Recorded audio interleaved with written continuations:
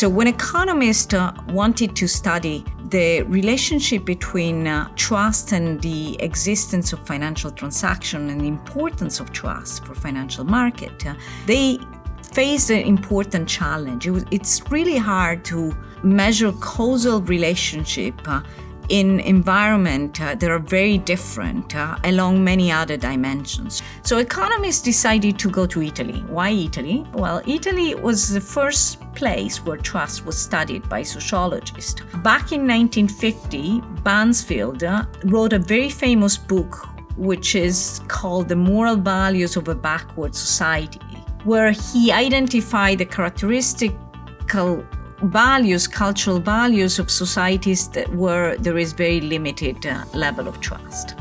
More than 40 years later, his student, Robert Putnam, in 1993, wrote a very famous book called Making Democracy Work, in which he argued that social capital and trust are the necessary ingredient for democracy to work, and went to Italy to study that. Italy is a very interesting country because it has been unified for relatively short time, 150 years.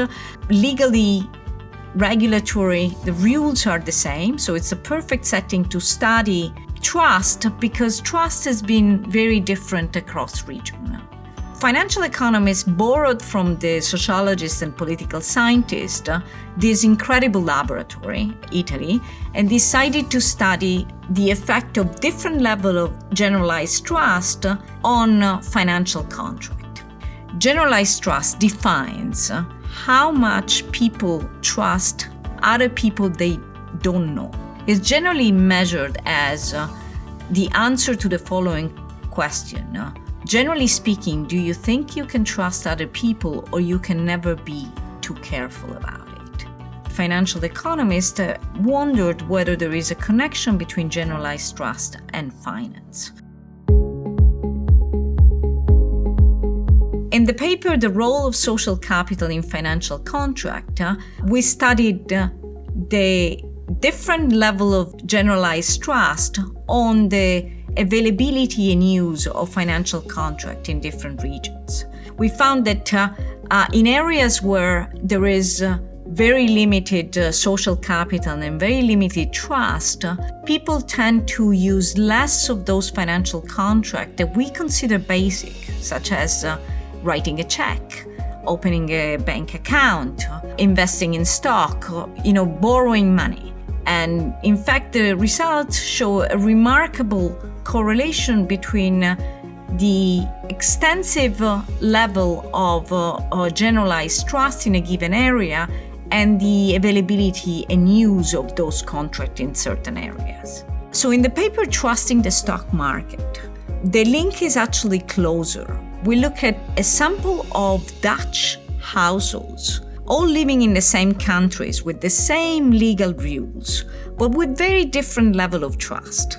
We find that individuals that have a low level of trust are less likely to invest in the stock market. They're also less likely to buy insurance product. And this is a very important result in the financial literature because of a generalized puzzle on why some people stay away altogether from the stock market even when they would benefit from it. The concept that is developed in this paper is very much related to an important idea in economics that if we don't trust the rule of the game, or we don't trust the players playing the game with us, we may stay out of it altogether. And by staying out of it altogether, we're never going to learn that indeed it's beneficial for us to participate.